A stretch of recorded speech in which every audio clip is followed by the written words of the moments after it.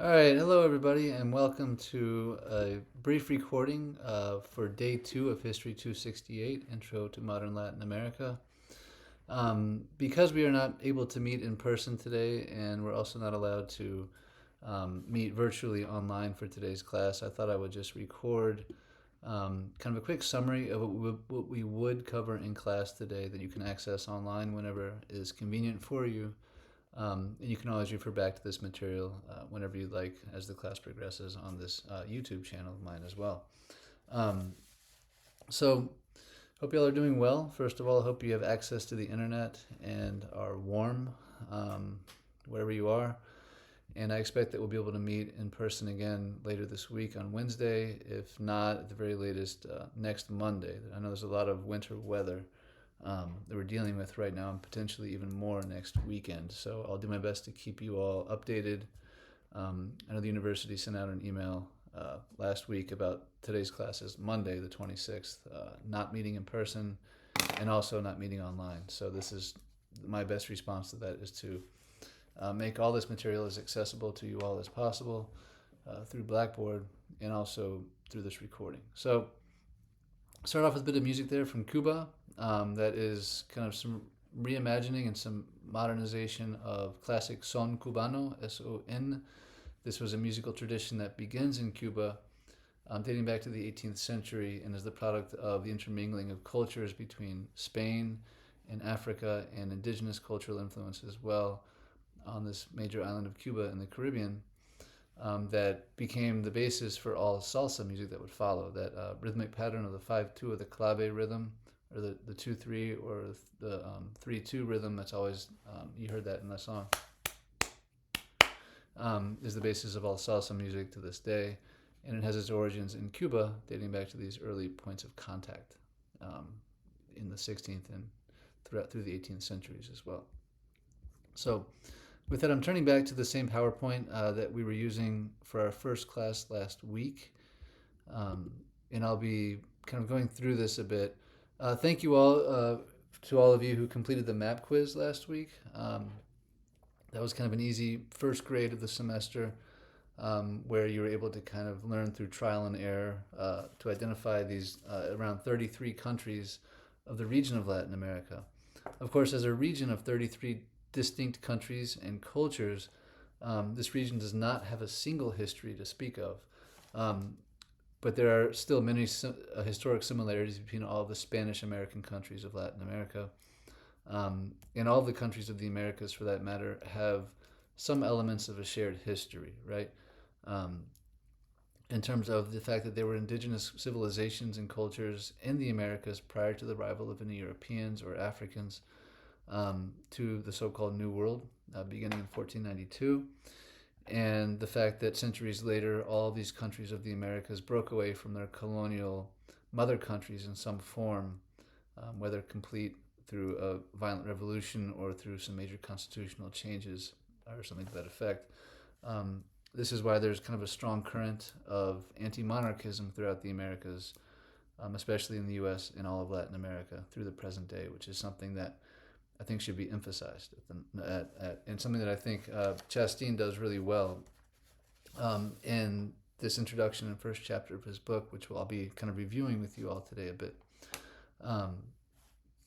So it's great to get to know you all again, and to dive into this, we talked a good bit about this painting here depicting the arrival of the first Portuguese to the coast of Brazil in the year 1500.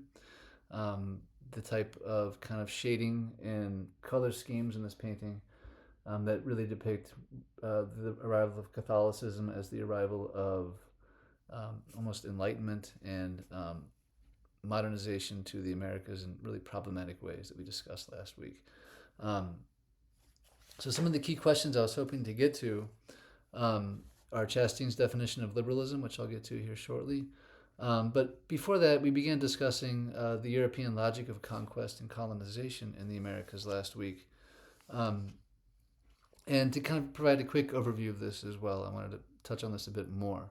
Um, of course, the logic of conquest can be traced to the reconquest in Iberia, in this peninsula of southern Europe that is made up of Portugal and Spain today.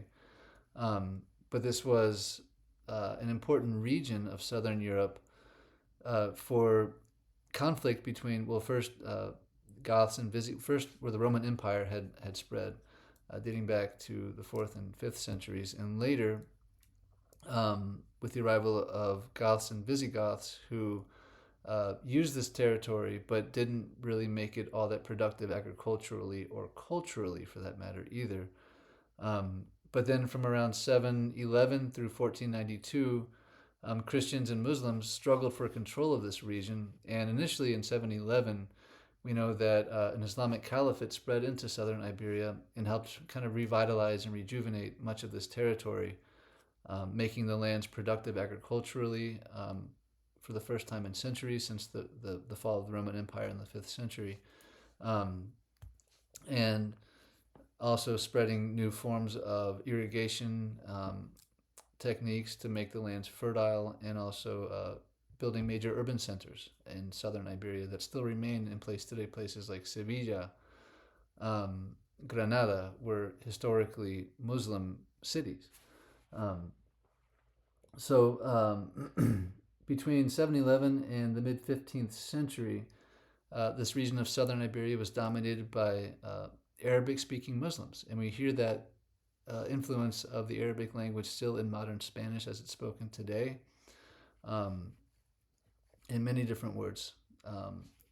But some of the most obvious that also have carryover into English are words like algebra, algebra in Arabic and in Spanish, algodón. So most words in Spanish that start with al have an Arabic origin. Algodón means cotton. Ajedrez, which means chess. The examples go on and on. There's a long list of words like this that have their origins in Arabic. So jumping ahead then to the 15th century, the marriage between Isabel of Castilla and Fernando of Aragon in 1469 initiated the final stage of the Reconquest that would then begin in 1482. And again, this 1469 marriage between elites of two different regions, two different kingdoms of Iberia, who were both Catholic, was largely a political move, right? This brought together two completely separate kingdoms that had separate currencies, spoke different languages, and had different lines of inheritance and rulers. This marked the final stage of the Reconquest, in which these Catholic monarchs, los Reyes Católicos, as they've come to be known, would succeed eventually in pushing out the Muslim Caliphate in southern Iberia by succeeding in enforcing the surrender of Granada on January 2nd of 1492. They also announced at that point in the Alhambra decree that Jews had 4 months to convert to Christianity or to leave. And this population came to be known as conversos or Sephardíes. Sephardic Jews were those who left and continued the Jewish diaspora in different parts of the world. Then in 1502 and again in 1510, they ordered the expulsion or conversion of the remaining Muslims in Castilla or Castile. The remaining conversos or converts were suspected of still practicing their former religion, leading the Catholic monarchs to establish tribunals of the Inquisition, or the Spanish Inquisition, to watch over closely and observe the recently converted Christians from Judaism or Islam, to make sure that they were practicing the Catholic faith according to the church's standards, right? And if they were not, they'd be subject to torture, to death in some cases, or to expulsion. So the reason this is all significant in terms of, oops, make sure you're seeing what I'm seeing here. Okay. This is important in terms of the conquest that would follow shortly thereafter, of course. It's worth noting that Christopher Columbus himself was involved in the Reconquest and traveled to visit the Reyes Católicos, the Catholic monarchs in Iberia, in 1492 upon the completion of the Reconquest, seeking funds for his vision to travel westward to find a new route to the coveted spice trades in Asia, without any knowledge that he might arrive at a new continent, a new land that would eventually become known as the Americas. So he was deeply steeped in this conquest mentality. And as Chastain puts it, quote, military prowess brought lordship over subject peoples and immediate economic gains. Thus, serving a king in arms became the Iberian Christians' preferred route to wealth and honor, end quote. So this would also reinforce a so-called booty mentality of gaining riches, including enslaved people, through military conquest. And the same mentality would play out when Columbus and subsequent conquistador explorers would arrive in the Americas and encounter indigenous populations there as well. Now, the traditional narrative of the conquest of the Americas places a lot of focus and emphasis on the role of the Spaniards themselves, people like Christopher Columbus, Hernan Cortés, Francisco Pizarro, and other major conquistadores. But I think it places too much emphasis on their individual efforts without placing enough emphasis and recognition on the context in which these explorers emerged, right, and what their mentality was. And this is where Chastain is really pushing us to consider context above personality, right? So it's important then to also step back and think about these different civilizations that were coming into contact for the first time. Of course, Iberians had been in contact with kingdoms of Africa dating back to the 14th and 15th centuries. And of course, even long before, there's some recent research about the spread of Christianity into East Africa in particular, dating back to the Roman Empire and in the 4th and 5th centuries, which is really fascinating. They're finding some recent historic churches in basilicas in what is today Ethiopia that they just discovered last year that show the early spread of Christianity there, which is just kind of a side comment. If you're interested, there's recent research I can share with you on that. But in the 14th and 15th centuries, we see growing trade between Portuguese traders and explorers and West African kingdoms. And I share this because it's important to emphasize the fact that Africa and the Americas were not kind of blank slates prior to their contact with Europeans, especially with Iberians. But rather, of course, Africa and the civilizations of the Americas contained kingdoms that were really similar to those in Iberia at the time of contact. One of the ways that they were similar were the social hierarchies of these kingdoms.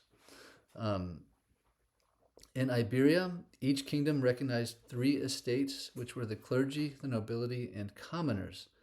And of these 3 different estates, or classes, if you will, the commoners were the vast majority. Over 90% of the population were the commoners, meaning that they did not have much access to education or wealth, and rather were doing mostly manual labor.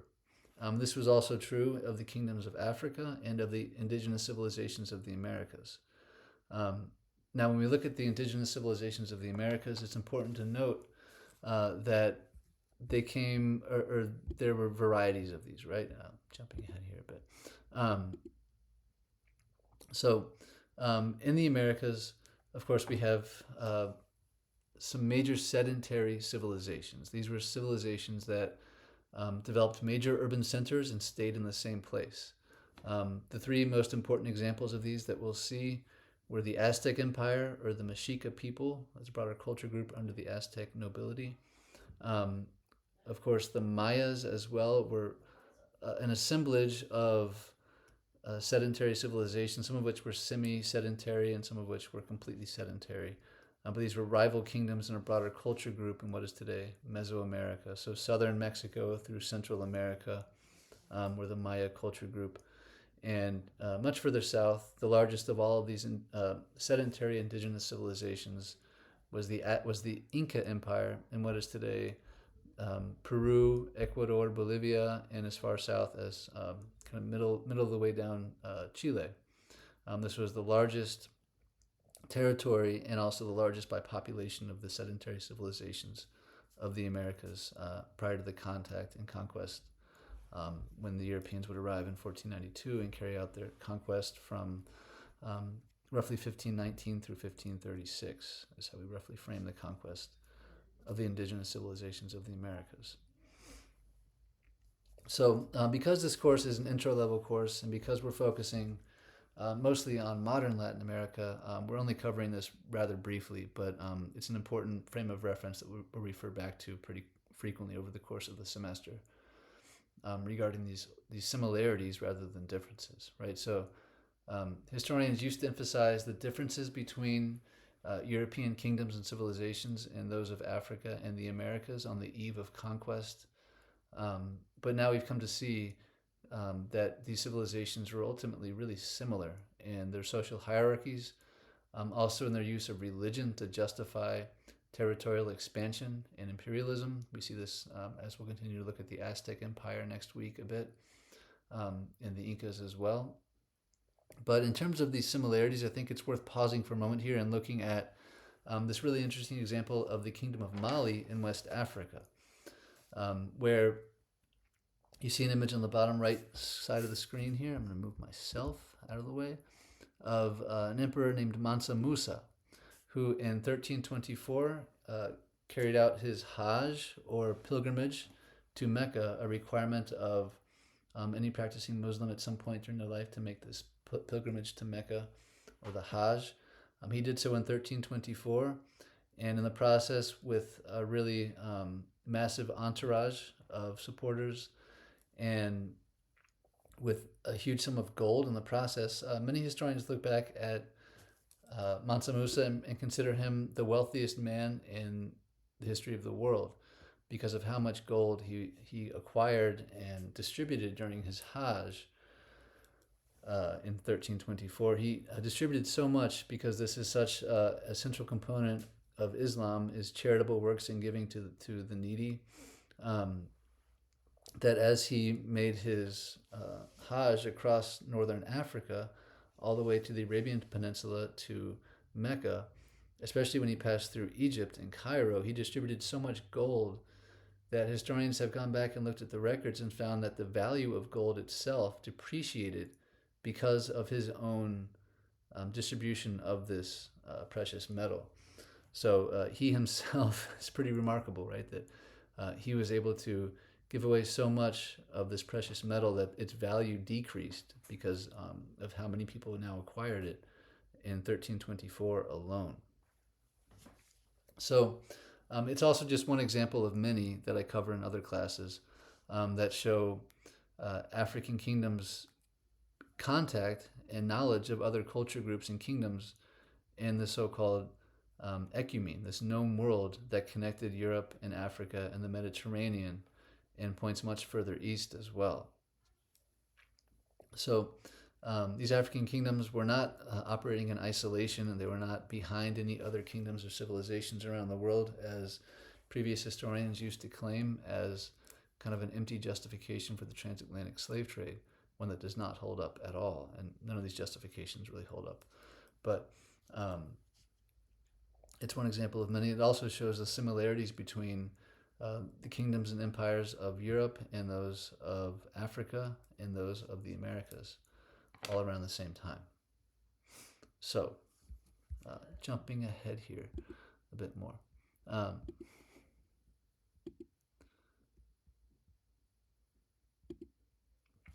So, we've talked a good bit about the Reconquest already. What I find really interesting about about the Alhambra decree itself is it seems to focus so much on Catholic relations with Jews and also with Muslims, but it didn't call for the expulsion of Muslims until almost 20 years later. And that was in part, as I've discussed with my classes before, because of the commercial connections between these Muslim populations in major cities in southern Iberia um, and the rest of the Christian world in Iberia at the same time. So although there was a great deal of anti-Semitism and blood libel in the Alhambra decree itself, um, the focus was also on this these centuries of violence between Christians and Moors or Muslims. Um, Moors was the Spanish word moros for Muslims throughout this period. But still, the policy that followed didn't directly attack Muslims until a bit later. But the blood libel really shone through these documents against Jews and forced them to convert or leave immediately. So you might recall this image on the top or on the right side of the screen here is of course, Santiago Matamoros, or St. James the Moor Slayer. In this image, of course, where he was miraculously appearing in battle in Asturias earlier in the Wars of Reconquest and decapitating enemy Moros, right? So, again, these are images of the Alhambra in southern Iberia in the city of Granada. You can see the clear Muslim-inspired architecture there. And here we begin to see this transition to